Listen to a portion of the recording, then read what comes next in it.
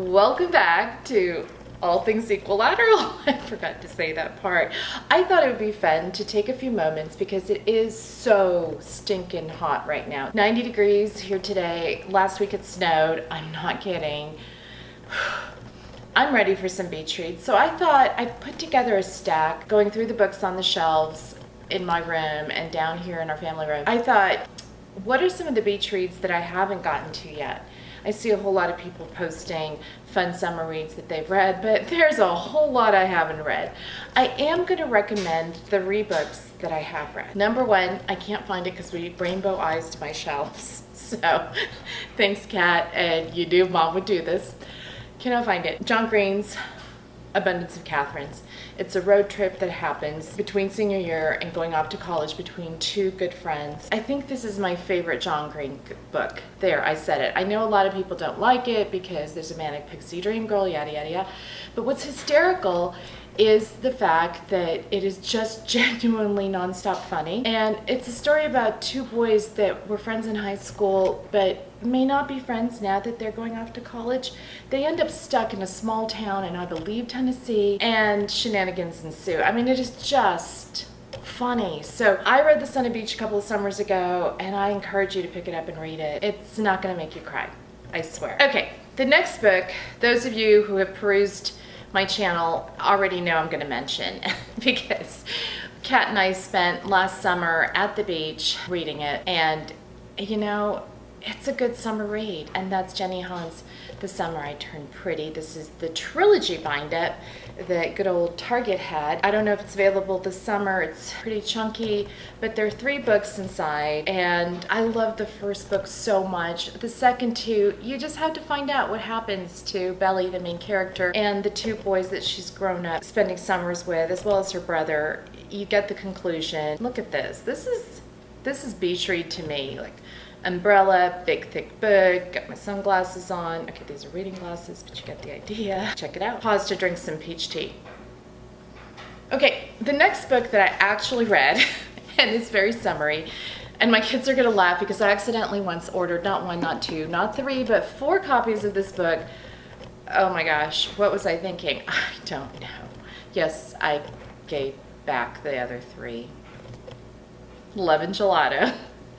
By Jenna Evans Welch. This is about a girl who takes a summer trip to Italy that ends up to be a little bit more. She finds out a lot about her mom, who spent, I think, a college semester or a year abroad there, and she discovers something not only about her mom but about herself, and she may even fall in love for the first time. So what I remember about this book is not so much the characters. I know you can tell, and it's a solid like 3.5, 4 stars for me, but what I remember is the food and the setting, which was described beautifully and made me want to travel to all the wonderful places in Italy. Plus, look at that beautiful cover. Doesn't that make you want to eat gelato? One of my recently favorite authors, E. Lockhart, wrote a book called We Were Liars. It's upstairs in Kat's room, and I couldn't be bothered to go finding it on her shelves.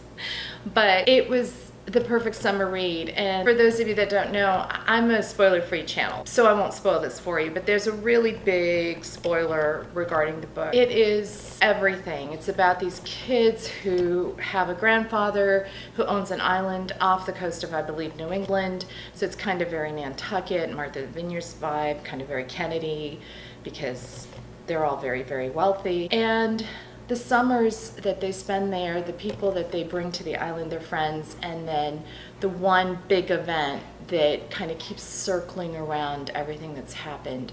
E. Lockhart also wrote an adorable book called The Boyfriend List. This is an older book, and I remember reading this. It is very different from We Were Liars, but it's also a perfect summer read. It's very thin, and it's one of those little contemporary romances you can just throw in your pool or beach bag and be done with it within like 1 or 2 sittings.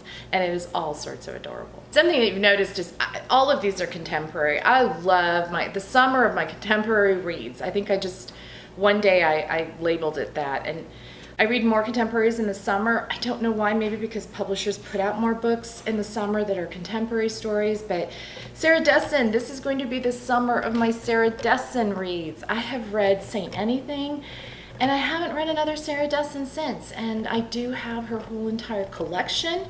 I have the old covers. We got them at our used bookstore for just a couple of dollars. So I did love Saint Anything. I loved her characters, and I think that's what Sarah is known for, is her characterization. So I'm looking forward to diving in to these wonderful contemporary reads that I've heard so much about. Plus, I mean, look at the cover. Doesn't this say summer to you? Okay, the next book is one that's been languishing on my TBR forever. I don't know why I haven't read it yet. It's by Sarah Auckler, and it's 20 Boys Summer. And again, it's just time to take this book off the shelf and read it. And it's a story about Anna and Frankie and their 20 days that they spent at Zanzibar Bay, which they believe, at least Anna does, is the perfect time for a summer fling. And their whole plan is to meet one boy every day. I mean, again, really quick read.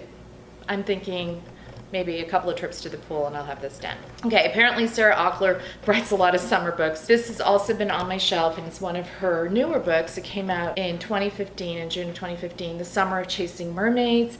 I don't know if any of you have read it. I remember a whole bunch of people hauling it. I don't remember really anyone reviewing it, but it's about Elise, who is the youngest of 6 talented sisters, and there's a boating accident that takes everything away from her. So Elise ends up in the Oregon seaside, leaving her beloved Caribbean and meeting a boy called Christian Kane, who's a notorious playboy. Okay, I'm there. This ought to be good.